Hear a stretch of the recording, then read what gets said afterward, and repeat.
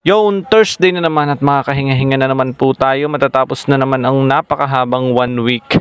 Ganyan lang ang buhay natin guys, paulit-ulit. Every morning nihatid ko ako mag-iina at ako naman travel papunta ng school ng aking work. At ayan, medyo napaaga kami ngayon. Medyo hindi ako malilate kaya dahan-dahan lang tayo sa pagdadrive. Ito kasing araw ng Thursday, ito yung araw na kung saan feeling mo dito naipon yung pagod. At dito din unti-unting feeling mo mawawala yung pagod pag naisip mo na bukas ay Friday na. Ano daw yun?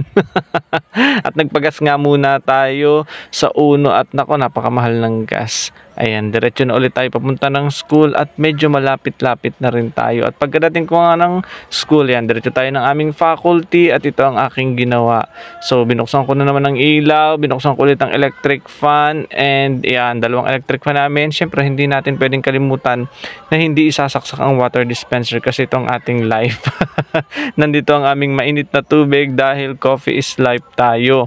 Ayan, then sinaksak ko na siya dito kaya pala hindi pa gumagana. Pagkatapos nun, kumain na ulit ako. Bumili lang ako ng konting pagkain sa kantin.